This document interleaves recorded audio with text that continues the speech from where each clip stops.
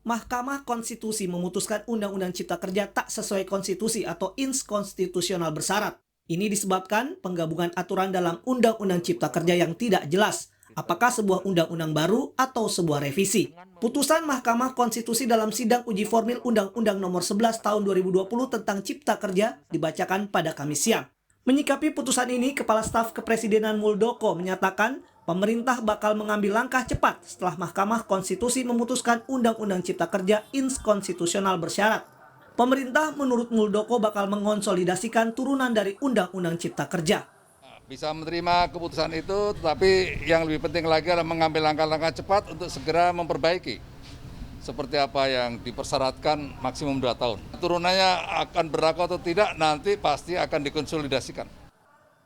Sementara itu, anggota Badan Legislasi DPR Firman Subagio menyatakan akan mematuhi keputusan Mahkamah Konstitusi, termasuk soal tetap diberlakukannya Undang-Undang Cipta Kerja sampai perbaikan dilakukan dalam 2 tahun.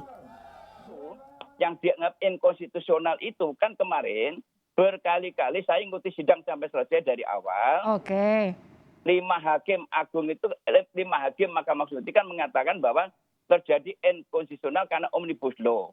Baik. Tetapi di dalam Undang-Undang 1211 itu tidak mengatur tentang omnibus law. Tetapi dibaca secara utuh di Undang-Undang Cipta Kerja itu tidak ada frasa dan tidak ada norma yang berbunyi omnibus law. Oke. Gitu loh. Tapi Baik. karena ini keputusan yang harus kita jalankan. Meski dinyatakan inskonstitusional, Undang-Undang Cipta Kerja masih tetap berlaku sampai perbaikan dilakukan dalam 2 tahun. Hal ini dianggap Guru Besar Hukum Tata Negara Universitas Gadjah Mada, Zainal Arifin Muchtar, sebagai hal yang rancu. Mengatakan seakan-akan berbagai cara bagi MK untuk keluar dari tekanan tidak mau membatalkan undang-undang, tapi pada saat yang sama undang-undang ini dia nilai tidak boleh dibatalkan begitu saja ya. Walaupun ada konstitusional bersyarat dan tidak konstitusional secara bersyarat, MK tetap memberlakukan undang-undang itu, ya, dan itu merancukan inkonstitusional bersyarat harusnya inkonstitusional dan tidak boleh dipakai lagi, ya, sampai dengan sementara waktu ya, sampai kemudian dilakukan perbaikan. Terkait putusan Mahkamah Konstitusi soal Undang-Undang Cipta Kerja, sikap Serikat Buruh terbelah dua. Sebagian mengapresiasi keputusan Mahkamah Konstitusi, serta akan memantau kerja pemerintah dan DPR memperbaiki isi Undang-Undang Cipta Kerja. Sedangkan yang lainnya kecewa karena Mahkamah Konstitusi tak membatalkan pemberlakuan undang-undang, meski diperintahkan diperbaiki.